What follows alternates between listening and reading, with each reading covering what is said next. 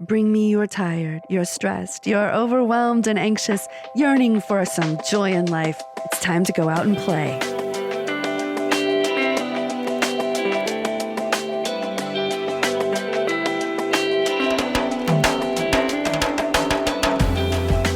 Welcome back to Playgrounding. This is Kara Stewart-Fortier. This week, we have a very exciting guest. Her name is Rita Ezenwa-Okoro. She's someone I admire and deeply respect, and I'm also fortunate enough to get to call her a friend. She lives in Lagos, Nigeria, and is the founder and lead visionary of Street Project Foundation, a not-for-profit organization that uses the creative arts and performing arts tools to facilitate opportunities for youth employment, social mobilization, and cross-cultural dialogue in Nigeria. Now, just like a lot of us, Nigerian kids are not necessarily encouraged at all to pursue the arts or any kind of creativity because it doesn't really put food on the table. Or does it? That is what Street Project Foundation is all about. Even in a country that has one of the highest rates of extreme poverty in the world, Rita is proving that the creative arts can carve out pathways to exciting career paths for kids who go through her programs. I've recently raised my own hand to become a mentor to a young woman, a writer who's going through her foundation right now, and I cannot wait to get started. But first, let me introduce you to Rita. In addition to Street Project Foundation, Rita is the principal communications consultant for ROC Strategic Communications, a marketing communications company focused on providing world-class communications services to growing businesses and development organizations. She triples and quadruples as a business coach and digital marketing trainer with a bias for women-owned businesses. Rita is a Mandela Washington Fellow of the Young African Leaders Initiative, a program of the U.S. Department of State Bureau of Education and Cultural Affairs. She is also a Global Fellow of the prestigious International Society of the Performing Arts in New York.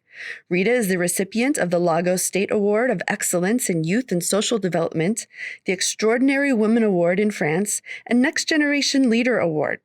She recently graduated from the Eastside Institute in New York, where she studied social therapeutics.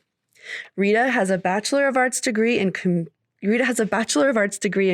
Arts from the University of Lagos, Nigeria, a master's degree in Media and Communications from the School of Media and Communications, Pan Atlantic University in Nigeria, and a certificate in Civic Leadership from Tulane University, New Orleans in the U.S. Recently, she wrote her first op-ed titled, "Is a New World Being Created?" It's an opinion piece that uses the analogy of a broken bottle to buttress her thoughts about the emergence of a new social construct due to the COVID-19 pandemic. All right, are you ready to meet Rita? Here she is.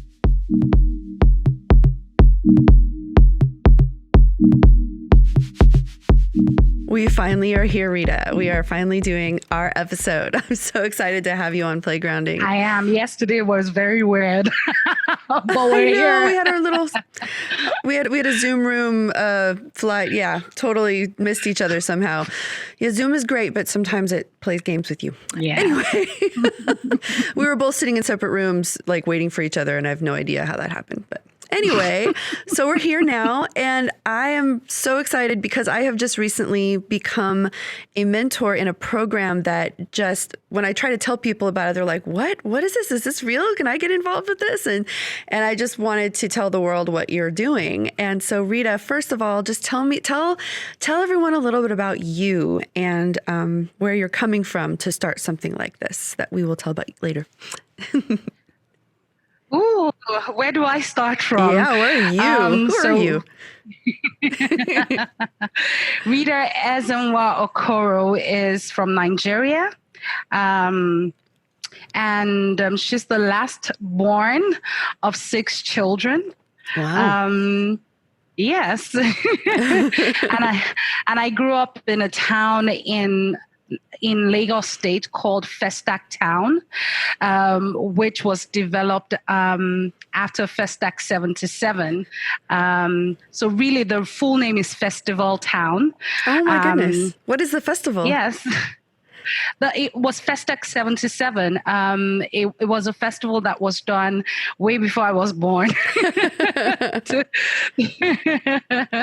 And it brought the artists from all over the world came to Nigeria. Oh, wow. For that festival. Yes. And apparently that estate was a really large estate or township that was built in honor of that festival that was happening at the time. Well, I grew up in that town. I went to school in that town, St. Jude's Private School. And then I went to Nigerian Navy Secondary School. Oh, yeah. Wow. I didn't know you were in the Navy. Was a secondary school, really. Okay. I joined the cadets and I ran away from the cadet and I joined the choir instead in secondary school. That sounds like something I would do. I'd rather sing the national anthem. Yes. I'd rather sing the national anthem. I love it. That match round the parade. Yeah. Unless I was playing my piccolo, I would march, but that's about it. Awesome. Yeah, and then I studied in University of Lagos. I studied creative arts in University of Lagos, and I really think that was where the journey. No, I think the journey actually started even before then, because whilst in church, I was writing plays and of course in the choir and writing songs. And so a lot of my creativity was being expressed in church, and I was directing at 14.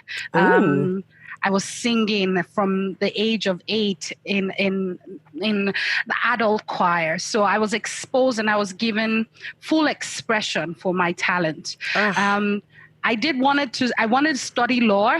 I wanted to follow in my father's footsteps and my late sister's footsteps. But I think divine providence happened and I studied creative arts. Oh, you're making such a great impact. Yeah. And I think it was one of the best decisions that I made, because it was like putting a square peg in a square hole or a round peg in a round. It was just the right fit for me.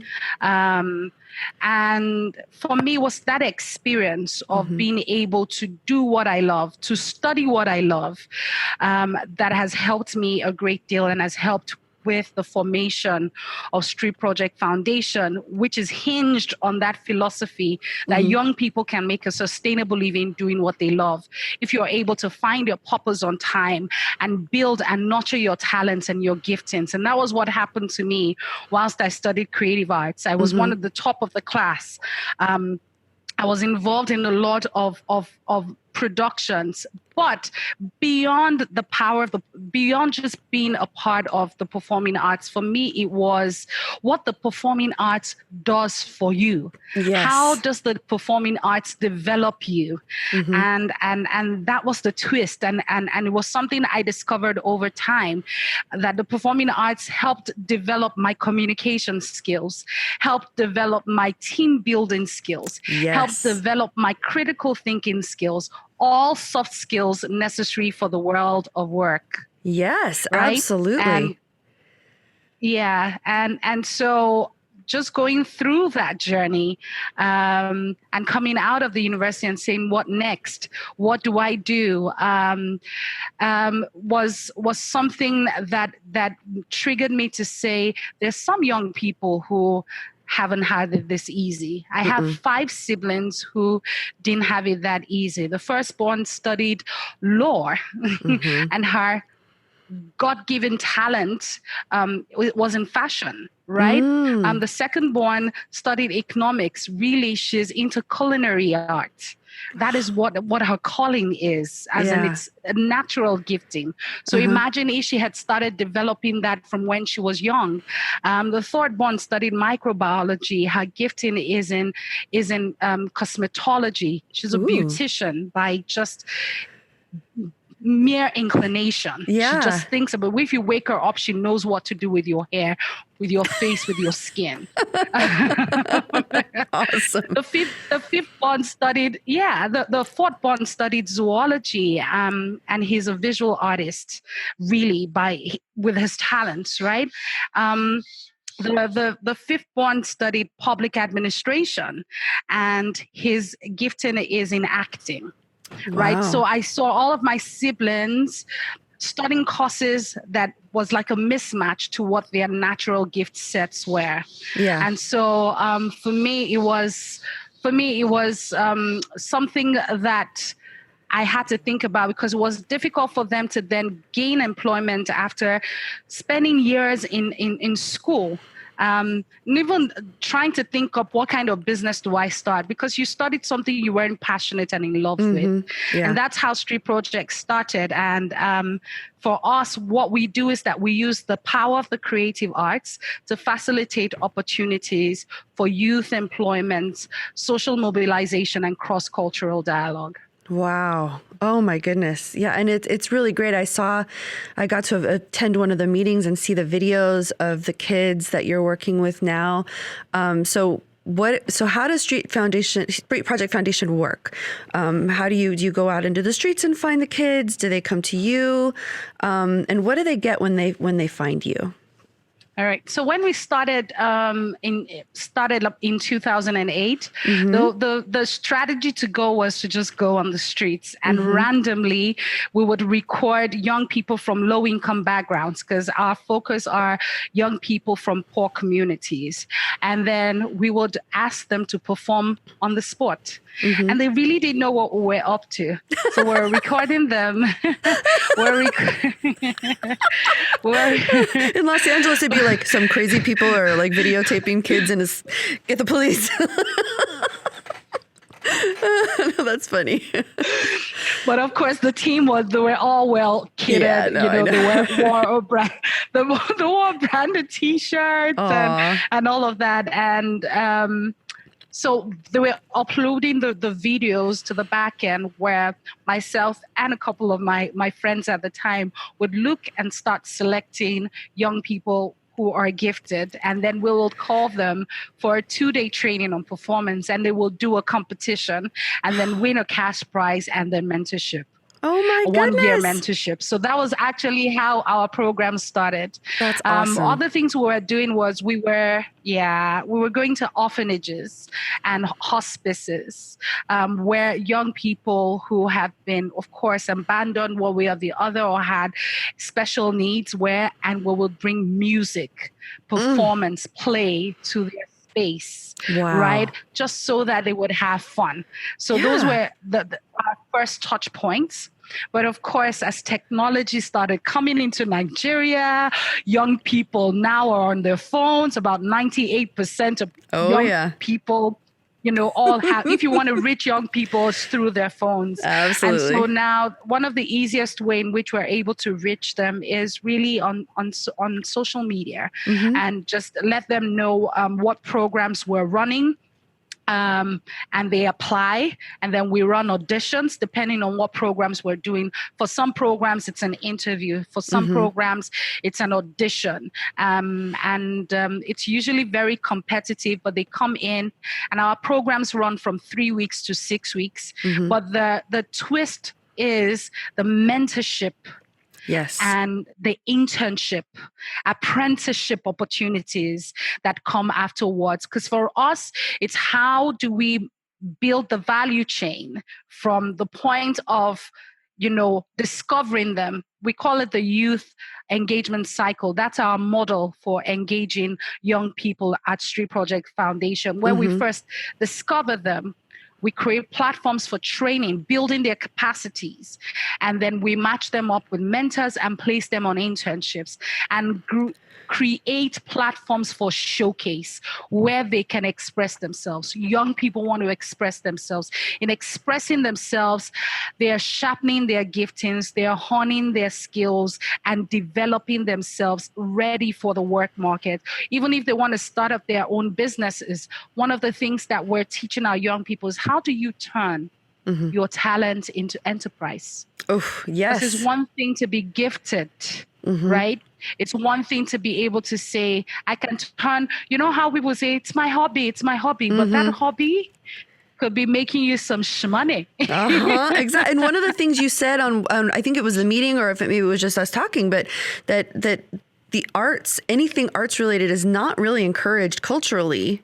I know for me, that happens all over the world. But I mean, you were saying it's kind of, if they want to make something like this into a living, it's kind of not something that's super supported by the general culture, and that they kind of have to be told, no, you can actually do this for a living. And absolutely. So culturally, if you had to translate play, in any of the languages in Nigeria. So I'm more conversant with the Yoruba language, and play means ere and shere. It's like a thing for kids. Yeah. It's a thing for, do you understand? It's almost like, okay, if you're an adult who's playing, there's a word for it, is agbaya. It's almost there's like, a word for it. Why are you an adult trying to be a kid, right? Or trying to put a mask on and be,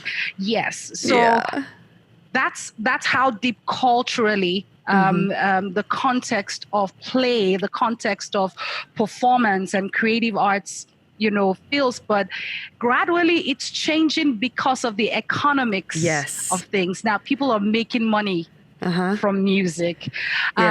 People are becoming popular. Nigerian music is becoming popular music across the shores. Do you understand? Oh, yeah. Our plays, yes, Nollywood is now a thing. We're on Netflix now. You can find our films on Netflix. You can find our comedies on Netflix.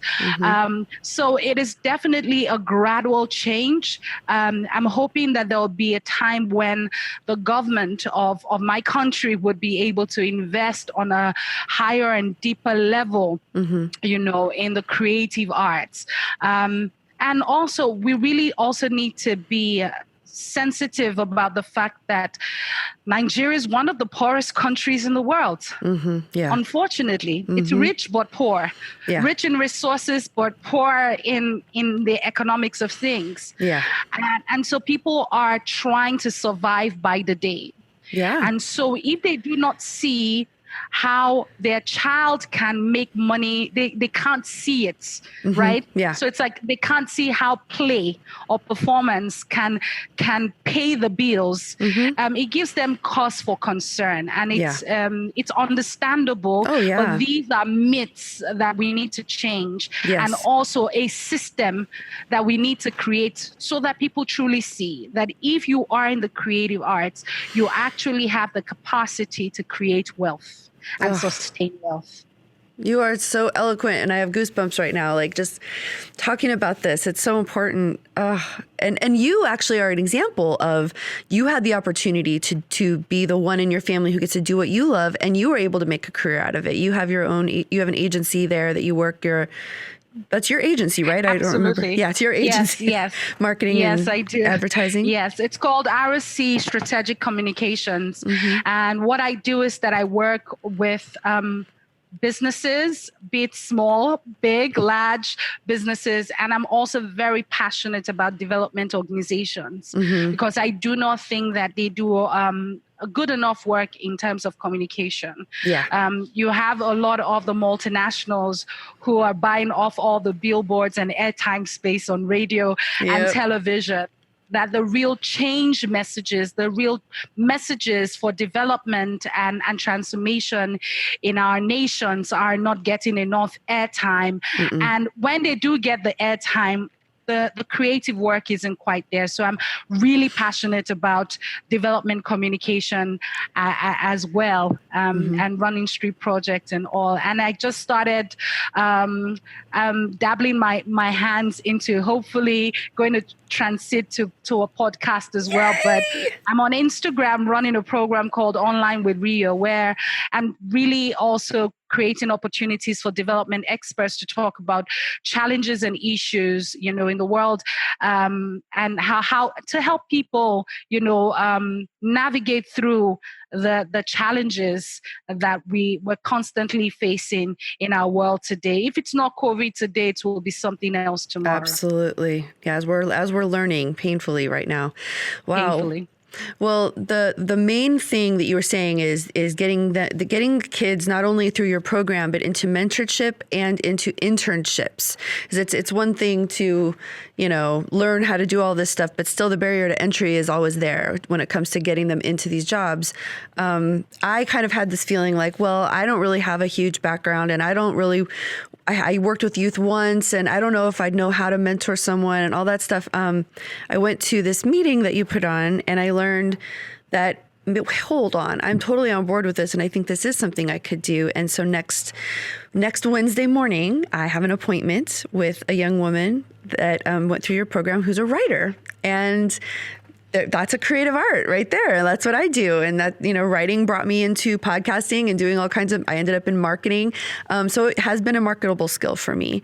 And so I feel like at this point in my life, if I can just focus on what her goals are and maybe, I think I can do this. I think I can be a mentor. And I really did doubt that at first when you first mentioned it.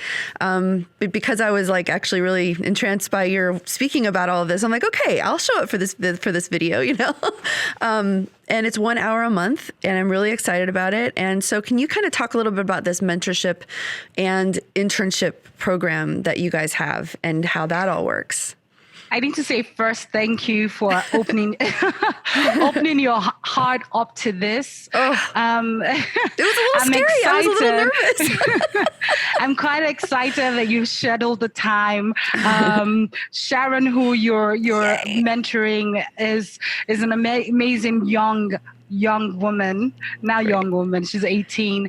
And I know that just working with you would be something she needs for her development. Yeah. And for your development as well. Absolutely. Yeah, no.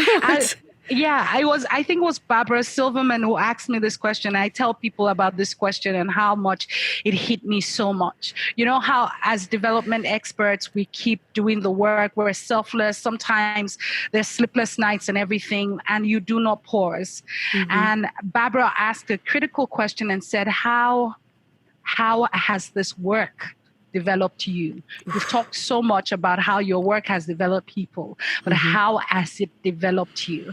And wow. I found that to be a very, very critical question. Mm-hmm. And that I keep asking myself. I always pause now mm-hmm. when I'm doing an activity.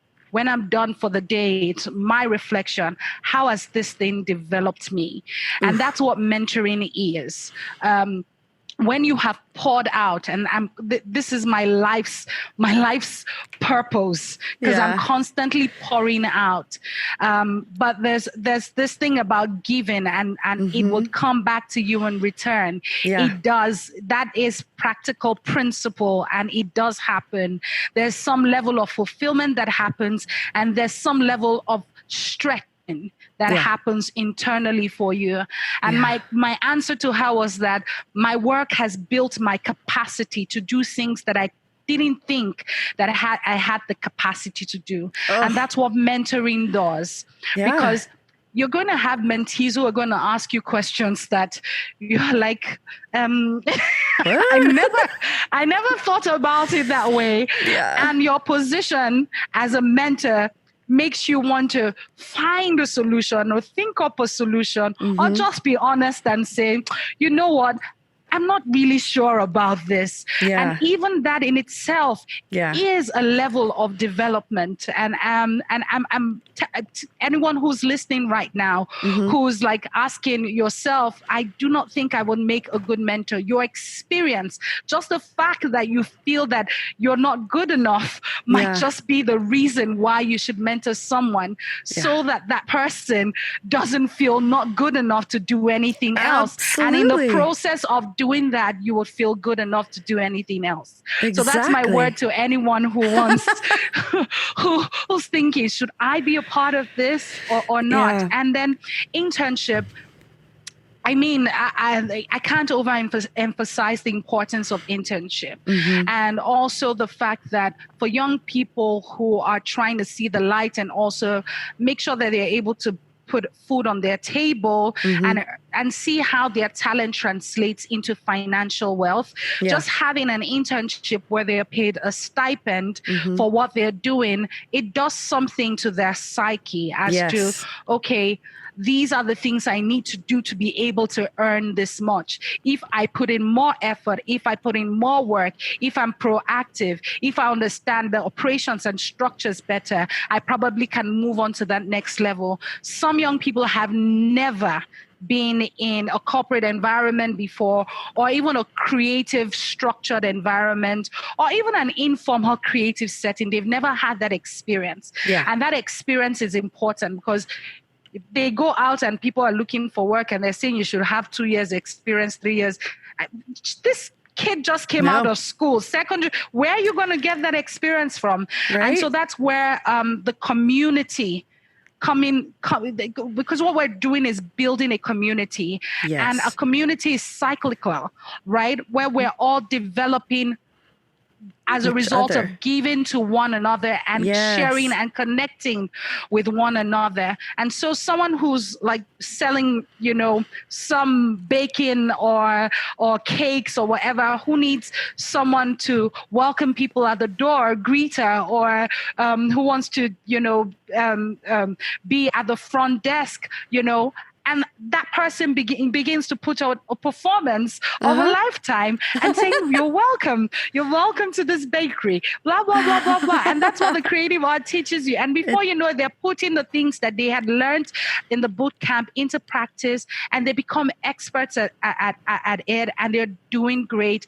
And at the end of the day, they've built their capacities enough to be able to earn a living or even start up their own business. Absolutely. Or for some of them, it might not be about, okay, I want to start making an income immediately. It might be, I need some clear direction. Yes. I do not know what course I should study in college or in the university. And just coming to the boot camp brings some clarity. As to what they even want to do in life, because we have quite a number of people young people in the boot camp who studied engineering, who studied some science courses and all of that, who have had to try to realign. Some of them have deviated completely. Some of them have found, where both art and science, collides, and how they can make that work. Absolutely. And I'm one of those weirdos that I always thought it was this weird thing in my past that, I went to acting school, and I didn't make it. I was a wash up, I didn't wash out, whatever it is. But actually, it was a few years later, I was entering the corporate world, and I realized that things that scared me, I knew how to play around with them, and I knew how to reframe them in my mind and pretend. And I remember I had joined a group that did citizen lobbying for poverty issues. And so we're standing outside of our representative's office. Actually, I think it was outside of our senator's office in Washington, D.C. And everyone was freaking out. And I was super excited. And I'm like, guys, she's a woman. She's a lady. She's a human being. And she may be powerful, but we can do this. We can talk to her. And I just said, just pretend you're going to an audition. And they all just looked at me like, well, what? And I'm like, yeah, every time I'd go to an audition, I'd go through this little process of in my head, I'd use my imagination to sort of talk myself down. And that was a skill I learned from acting. And I had no idea how powerful that was going to be for the rest of my life, for moments where I'm getting ready to go to Dianne Feinstein's office, or moments when I'm getting ready to go into a job interview. So many things from the world of the arts becomes this thing that just fills you up and makes you taller, makes you stronger, makes you more capable and resilient. And I think that's just lost on so many people because for good reason, we're very worried about putting food on the table. But I think that I had an edge going into my professional life because of my weird little thing in acting school off in New York. Even though Absolutely. I washed up. I can't agree with you more. One of the word, when you ask our boot campers one word, that would express, what the boot camp has done for them. They said most often the word is confidence. Oh, it has built my confidence level. It has built my confidence level. And we know how important confidence is in the job market. Everything. And even in business, in Yeah, some people say fake it till you make it. That's all I've been doing. It takes confidence to be able to put up that act until it becomes real. Yeah, right. It's true. And I feel the same way because I was also fortunate that one of my earliest move in career was working in advertising. Mm-hmm. And you know what that means? A lot of presentation. It's a lot of selling of your ideas. You're selling abstract ideas that even you are not sure whether that idea is going to truly sell that product or service. Yeah. But you feel it's so wow, and you have to sell it, and you have to find a way around it. And then when they are being asked questions, you have to think on your feet. Mm-hmm. That's something. And I think that, and there I knew that this wasn't just coming from anywhere. There's a residual of knowledge that was stored up, that was stored up unconsciously, whilst I truly put my heart and my mind into the arts, right? Because I truly was sold out to the arts. Yeah, no, me too. Whilst in university, because it's one thing to be there and not be there, be present. But I was truly present, but for me, I was having fun. Yeah, it was something I loved, right? But I really did not know its impact until I got into, the corporate world and just being a creative in that space. And then not just being a creative, most often I was the only female in the creative department in advertising. Wow. And I've studied about it, and I found that's similar. How many creative directors are women in advertising agencies across the world? Think about it, Silla. I can't actually think of a female creative director in any of the companies I worked for. Not one. Yeah, no, so really. That in itself, that's a topic for another day. It's a very important topic. Which brings me to one of the programs that we run called Digital Amazons, which is born out of that frustration. Yeah. I'm excited about that one. Yeah, because we're bringing you on board on that one for sure. Yeah.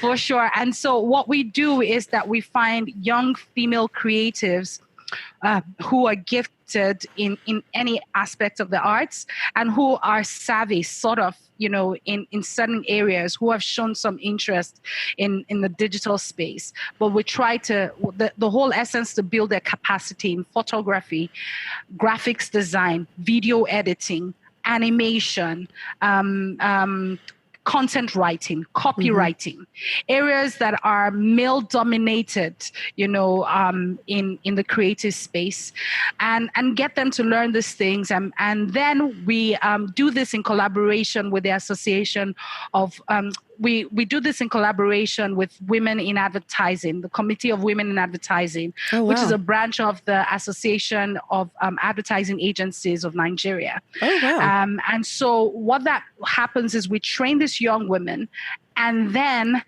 they place them on internships in advertising digital companies.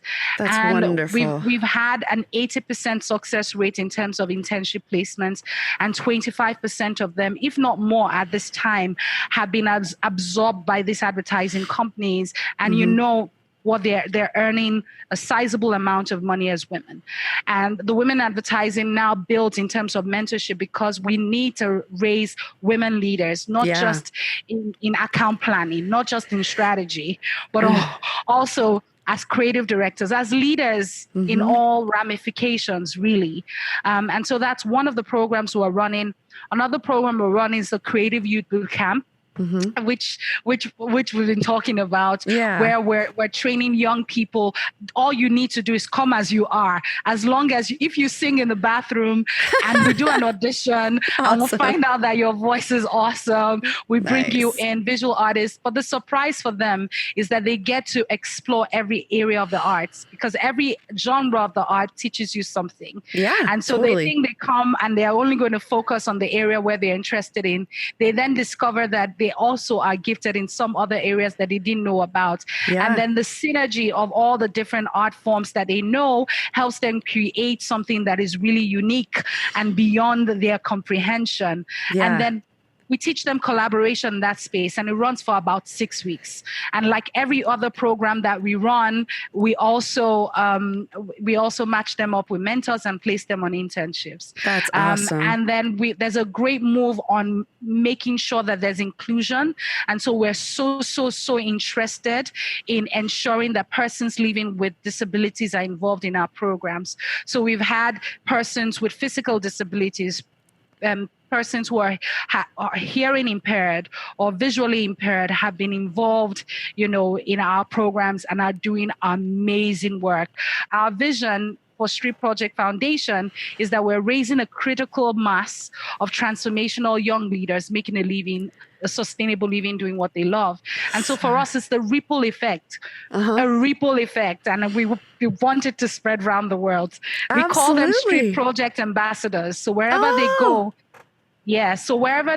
they represent what the essence of Street Project Foundation, which is excellence, which is believe in yourself, which is do what you love. Absolutely. And that was a video. And if you wouldn't mind me sharing it on the page of this episode. Oh my goodness. It's really good. And it has some of the ambassadors on it and you can see them. They are just incredibly confident. And I can't help but think, like, if you're like me and are in your 40s going, well, I don't have as much confidence. Like just last week's episode, we had a gentleman, Gary Ware, talking about how he was burned out and he decided to start going to improv classes. And it just completely changed not his career path at the time anyway, but it changed his mindset and it made him more confident. So it doesn't matter if maybe you think, well, I'm already in my career and none of this can do anything for me. Maybe I can mentor or whatever. Mentor yourself. If you aren't out there doing something fun that you love, even if it's just on the side, it will impact your whole life, including your work life. Even if your work is not something you're super excited about right now, you never know. Absolutely. Because then when he had a big falling, and he ended up on his own and needed a job and didn't have any plans, he started building off of the hobbies that he had built while he was in his job. And it's just, you never know when you actually invest yourself in something that builds you up and brings you confidence. The sky's the limit. It's no guarantee, but you are more confident in everything you do after that. I just believe. Absolutely. So this is great. Yeah. Oh, great. Wow. I'm so excited. And I'm really, honestly, the more I think about it, the more I'm just really anticipating in a week getting to talk to Sharon and seeing, what that's going to be all about. And I don't know about how it would all work to have her become an intern. I know there's probably all kinds of logistics and all of that. But like just the idea of being able to invest in young people and help them find the confidence, because it's getting harder and harder for kids to get their first jobs or any jobs these days, at least in the U.S. too. But like, I'm sure it's even harder there. And so... Wow. Yeah. And for us, it's also important for the cross-cultural dialogue.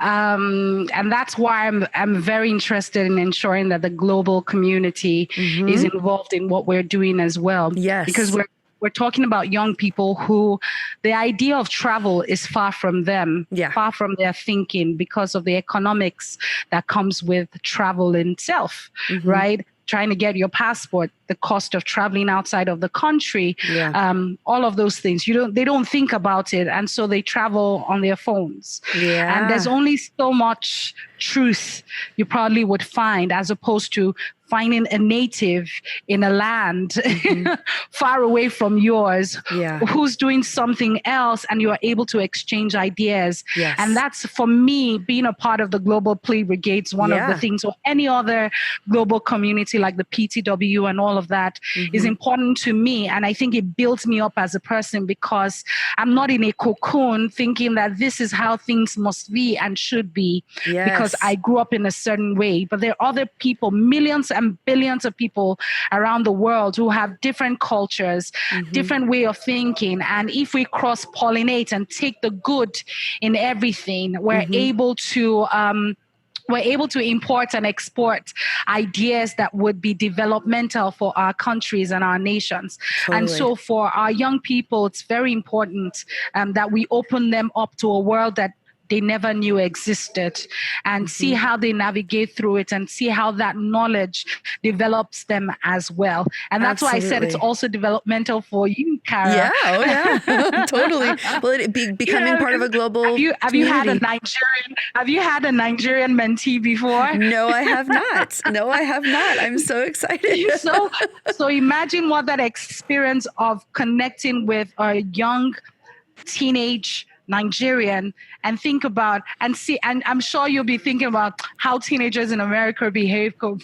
vis-a-vis, what are the similarities, what are the differences, and you would never know when that experience would come, become very useful in talking to some other person and all of that. But cross-cultural dialogue is just so important to us as well. Then teaching our young people about how to use their art forms for social transformation. It's beyond art for art's sake. Yes. There's more to why you had that gift in the first place. Absolutely. There's more to it. And I think one of the reasons I feel fulfilled as a human being is just being able to find my purpose in my giftings and understanding why do I know how to sing?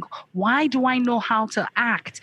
Why do I know how to speak? There's a reason for that. Not every one of us has to be on stage, on a constructed stage, but we are all on the stage of life. Yes, and we are. had to perform one way or the other and understand our purpose, what our characters are in this big stage of life. I love it.